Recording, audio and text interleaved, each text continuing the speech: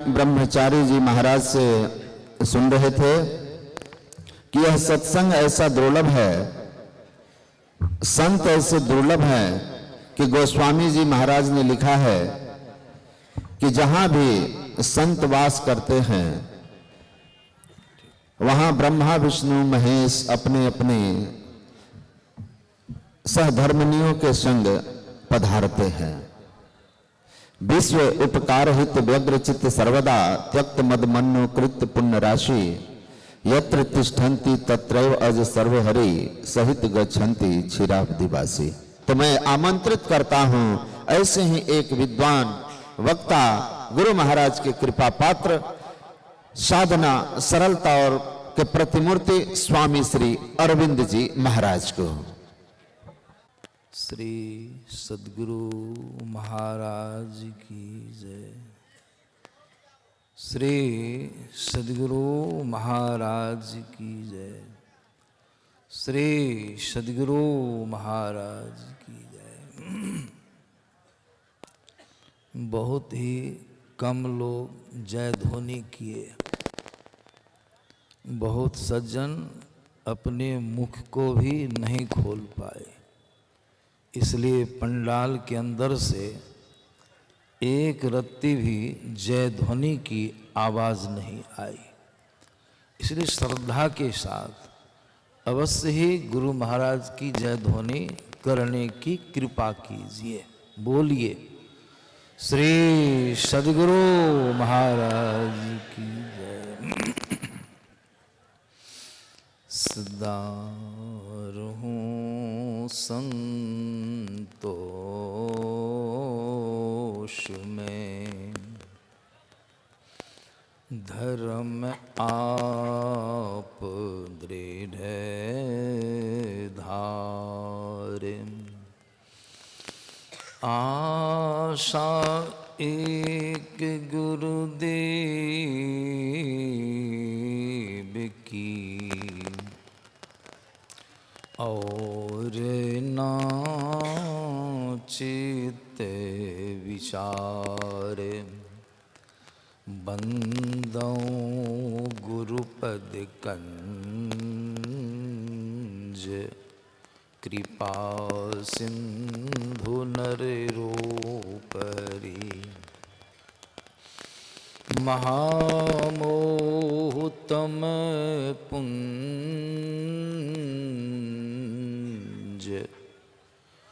जासु वचन रवि करे निकरे, महामोहतम पुंज, जासु वचन रवि करे निकरे। मंचस्थ वंदनीय मुद मंगलमय साधु समाज, धर्म प्रेमी सज्जन वृंद तथा माताओं एवं बहनों,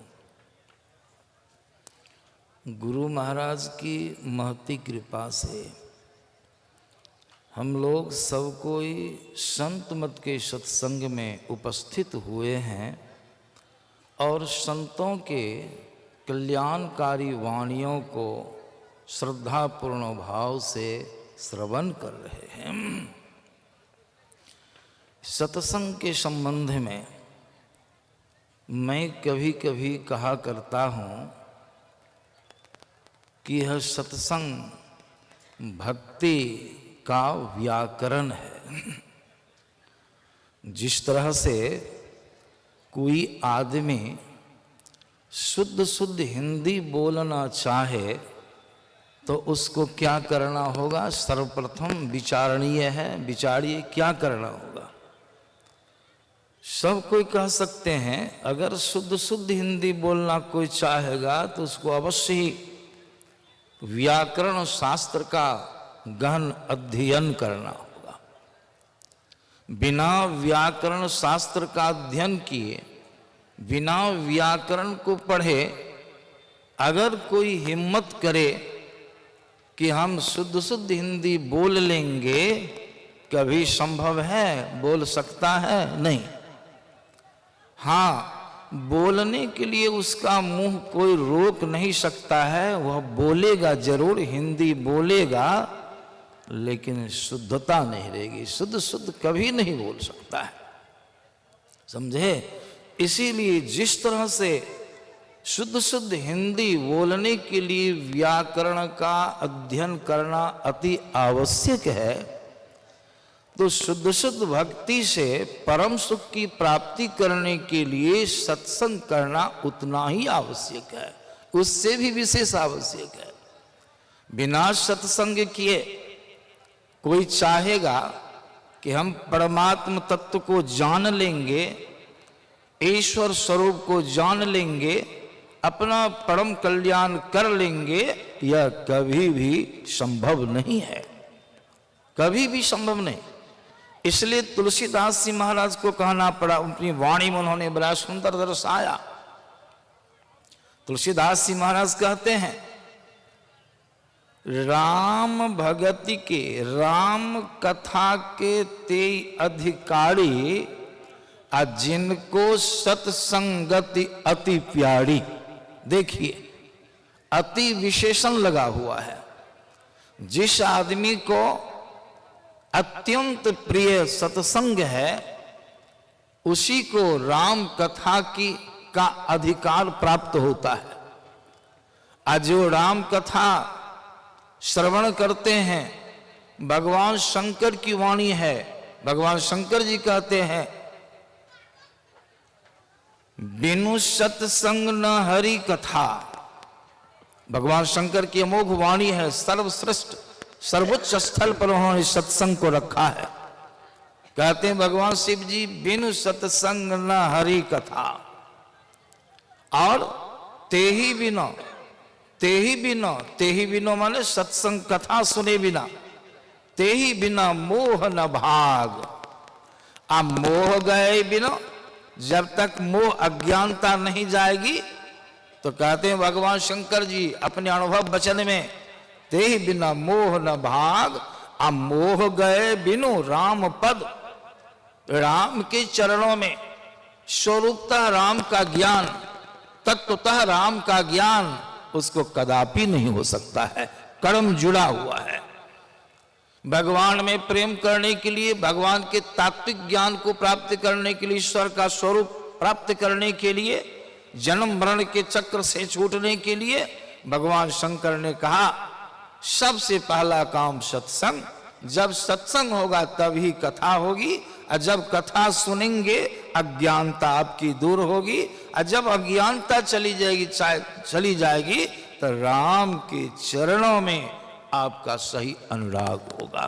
तो विचारिए, बिना सत्संग किए कोई चाहे हम भक्ति कर लेंगे, भक्ति के मर्म को जान लेंगे, कि कभी संभव है? कभी एक पग भी आप आगे नहीं बढ़ सकते। इसलिए भगवान रामचंद्र जी ने शबरी के यहां भी, शबरी को माध्यम बना के उन्होंने अपने मुखारबिंद से कहा, जिनका भजन करते हैं, जिनकी भक्ति करते हैं, जिनके नाम का जप करते हैं, वे रामचंद्र जी भगवान स्वयं अपने मुखारबिंद से कहते हैं, प्रथम भगति संतन कर संगा। पहली भक्ति क्या है? संतों का संग, सत्संग ही है। भगवान रामचंद्र जी जब अपनी प्रजाओं को उपदेश दिया, तो उस क्रम में उन्होंने कहा अपने मुख से, अब भगवान ही कह रहे हैं, विचारणीय विषय है। भगवान रामचंद्र जी क्या कहते हैं?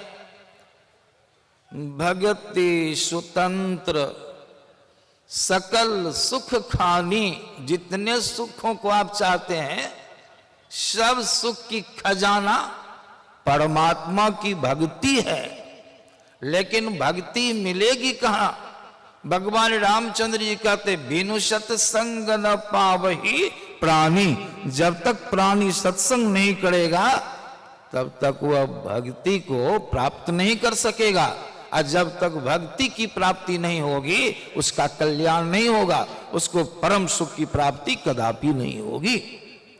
भगवान शिव जी की वाणी भी सुने, भगवान शिव जी जिनका नाम धड़ल्ले से लोग लेते हैं, राक्षस लोगों ने भी जिनकी आराधना किया, ऐसे भगवान सदाशिव पार्वती जी को बहुत ही आह्लादित हृदय से कहते हैं। भगवान शंकर कहते हैं गिरिजा संबोधित करते हैं, गिरिजा संत समागम सम, संत समागम सम न लाभ कछु आन। संतों की संगति के समान, सत्संगति की प्राप्ति के समान हे पार्वती उतने बड़े पुरुष संसार में दूसरा कोई लाभ की चीज नहीं है। और ही बहुत सारे अनुष्ठानों को लोग करते हैं, बहुत सारे यज्ञों को करते हैं, लेकिन भगवान शंकर ने अपना अनुभव वचन निकटी पर तौल करके उन्होंने हम लोग को बताया कि सत्संग की बराबरी की दूसरी कोई चीज नहीं है। सत्संग क्या है? शब्द पर ध्यान दीजिए। अगर सत्संग शब्द पर ध्यान दीजिएगा तो सत्संग शब्द में ही सत्संग की परिभाषा निहित है, सब कोई समझ जाएगा। आज जैसी परिभाषा संतों ने सत्संग की दी है, अगर वास्तव में उसको आप सुन लीजिएगा, जान जाइएगा तो यह सत्संग सबों के लिए जरूरी है। चाहे वह हिंदू हो, मुसलमान हो, ब्राह्मण हो, शूद्र हो, पढ़े लिखे हो, अनपढ़ हो, कोई हो, सबों के लिए सत्संग अवश्य ही उनको मालूम पड़ेगा कि बहुत आवश्यक है, बहुत जरूरी है। सत्संग का क्या अर्थ हो रहा है? दो शब्दों का मिलाप है, सत्य और संग। संत लोग क्या कहते हैं हम लोगों को? सत्य का संग करो। इससे विदित होता है कि हम असत्य का संग कर लिए हैं। कोई शराब पीता है तो पीने वाले को ही लोग मना करते हैं कि शराब मत पियो, और जो नहीं पीता उसको मना करेगा कोई? संत लोग हम लोग को उपदेश दे सत्य का संग करो। इसका मतलब क्या हुआ कि हम जो है असत्य का संग कर रहे। हम कौन है? संत तुलसीदास जी महाराज ने अपनी वाणी में हम कौन हैं इसका बड़ा सुंदर उन्होंने परिचय दिया है।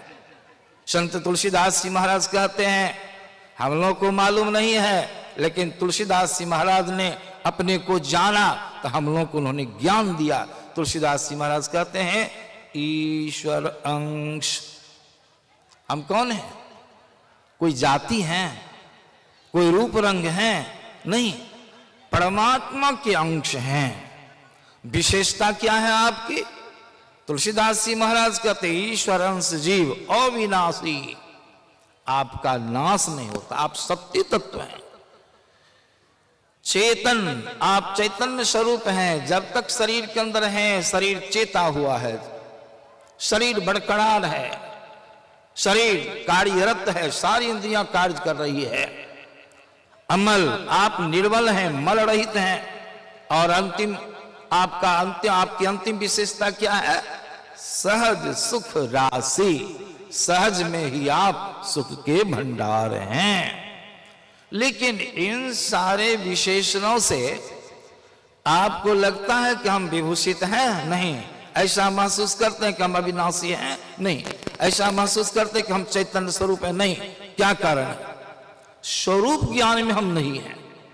तुलसीदास जी महाराज ने कहा आप तो ऐसे ही तत्व हैं, स्वयं परमात्मा ही हैं, लेकिन गड़बड़ी हो गई है।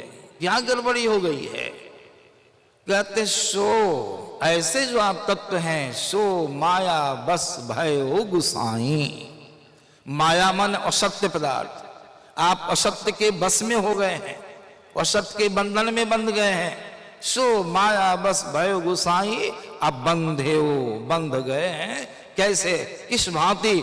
कीर मरकट की नाई, सुग्गा और बंदर की तरह हम और आप माया के आवरण में बंद करके माया का संग कर लिए। इस बात को हमारे गुरु महाराज अपनी पदावली के माध्यम से 12 मासा की एक कड़ी के द्वारा उन्होंने देखिए कितना सुंदर स्पष्ट किया है। हम असत्य का संग किए हैं। कैसे? गुरु महाराज देखिए बतलाते हैं। असत्य क्या है? हम सत्य हैं। कहते हैं गुरु महाराज, कार्तिक काया,